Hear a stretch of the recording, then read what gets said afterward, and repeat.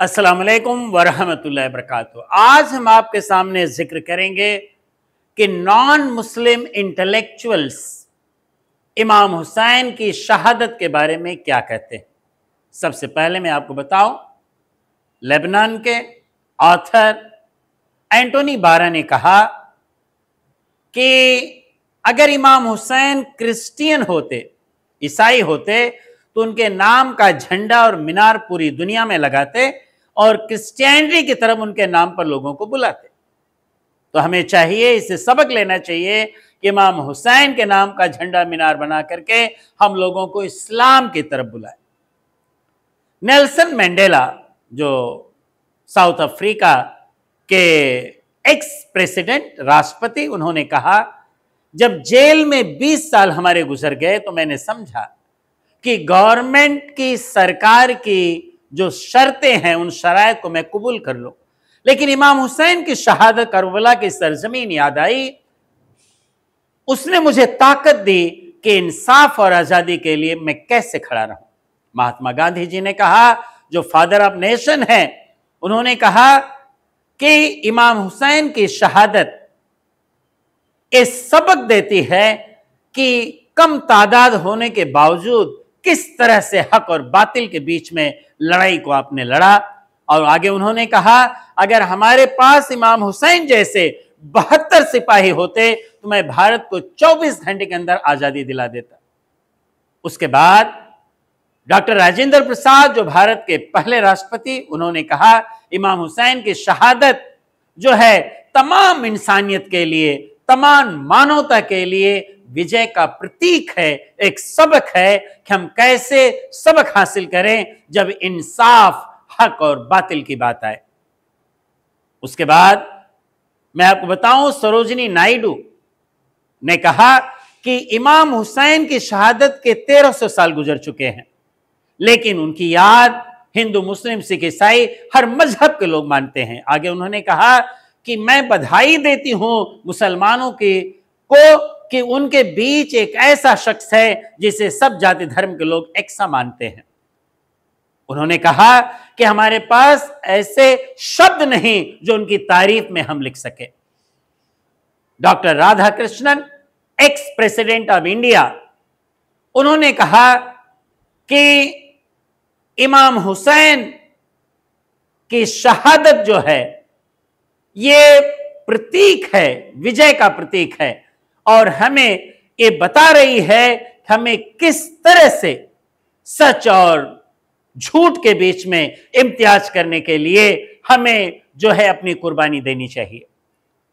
Doctor Rabindranath Tagore, जो Nobel prize विजेता, जिन्हें 1913 में नोबेल प्राइज मिला गीतांजलि के लिए, उनका कहना है कि इमाम हुसैन की शहादत ऐसी शहादत है कि इससे मालूम पड़ता है कि जहां सच और झूठ की बात आए, वहां पर यह जरूरी नहीं कि लड़ने के लिए आर्मी हो या हथियार हो। सच और झूठ के बीच की लड़ाई, इंसाफ और सच के लिए वेपन और आर्मी की ही जरूरत नहीं, इंसान की कुर्बानी भी दी जा सकती है। वो इमाम Hussain, peace be upon him, ने करबला की सरजमीन पर वो कुर्बानी देकर के सिद्ध कर दिया कि सच और झूठ के बीच में इम्तियाज रखने के लिए, और यूं समझिए सच और न्याय के लिए कुर्बानी देकर के भी जीत हासिल की जा सकती है। मैं आपको आगे बताऊं, बैरम जीजी भाई, जो column writer times of India Mumbai, उन्होंने कहा कि इमाम हुसैन की शहादत ये दर्शाती है कि वो, उनके चाहने वाले एक अल्लाह में अटूट विश्वास रखते थे। स्वामी शंकराचार्य ने कहा कि इमाम हुसैन अगर शहीद ना हुए होते तो इस्लाम का कोई नाम लेने वाला ना होता। उसके बाद एडवर्ड गिबन ने कहा कि इमाम हुसैन की शहादत ये दर्शाती है कि किस तरह से कम तादाद होने के बावजूद आपने सच के लिए, इंसाफ के लिए सब कुछ कुर्बान कर दिया। अगर इमाम हुसैन शहीद न हुए होते तो इस्लाम खत्म हो गया होता। पंडित जवाहरलाल नेहरू भारत के पहले प्रधानमंत्री फरमाते हैं कि इमाम हुसैन की शहादत कम तादाद होने के बावजूद आपने जो मुजाहरा पेश किया, ये बताता है कि इमाम हुसैन के साथ, उनके साथियों के साथ एक सच्ची स्पिरिट उनका अल्लाह था और उनके चाहने वालों का अल्लाह में अटूट विश्वास था। तो मैं आपको बताऊं, इमाम हुसैन की शहादत ये वो शहादत है जिसके बारे में मौलाना मोहम्मद अली जौहर फरमाते हैं कि जो आशूरा 10वीं मुहर्रम है वो डेमोक्रेसी का रिवाइवल डे है इस्लाम में, यानी प्रजातंत्र को बहाली का दिन है। यानी आशूरा की रात गुजार करके आशूरा के दिन इमाम हुसैन ने जो अपनी कुर्बानी दी है, उससे साबित होता है कि इमाम हुसैन ने हक और बातिल के बीच की लड़ाई की। चार्ल्स डिकन 150 साल पहले फरमा रहे हैं। उसके पहले मैं बताऊं, 210 की पीस कॉन्फ्रेंस में एक सो कॉल्ड इस्लामिक स्कॉलर ने कहा करबला की लड़ाई एक पॉलिटिकल लड़ाई थी। मैं आपको बताऊं, वो बंदा ये भी नहीं जानता कि पॉलिटिक्स कहते किसको हैं। अपने जाती फायदे के लिए कोई भी हथकंडा अपनाना, इसको पॉलिटिक्स कहते हैं।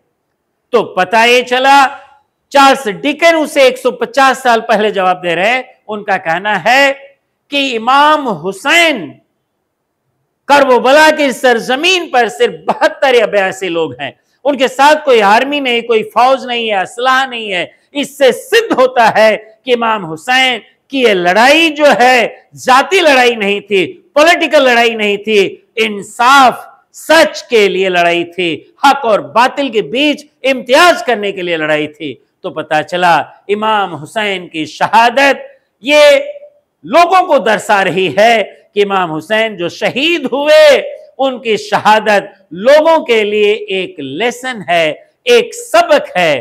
तो पता ये चला, इसीलिए कहा गया, गरीब नवाज रहमतुल्लाह ताला अलैह, मोइनुद्दीन चिश्ती अजमरी संजरी रहमतुल्लाह ताला फरमाते हैं, शाह अस्त हुसैन, बादशाह अस्त हुसैन, दी अस्त हुसैन, दी पनाह अस्त हुसैन, सरदाद नदार दरदस्ते यजीद, हक्का के बिना ला इला अस्त हुसैन। इमाम हुसैन शाह हैं, बादशाह हैं, दीन है, दीन को पनाह देने वाले हैं। आपने सर दे दिया, हाथ ना दिया यजीद के हाथ में, हकीकत में ला इलाहा इल्लल्लाह की जिंदा जावेद तस्वीर है। इसीलिए तो थॉमस कार्लिल ने कहा था, इमाम हुसैन की शहादत ये सब के लिए एक लेसन है, एक सबक है। अस्सलाम वालेकुम व रहमतुल्लाहि व बरकातहू।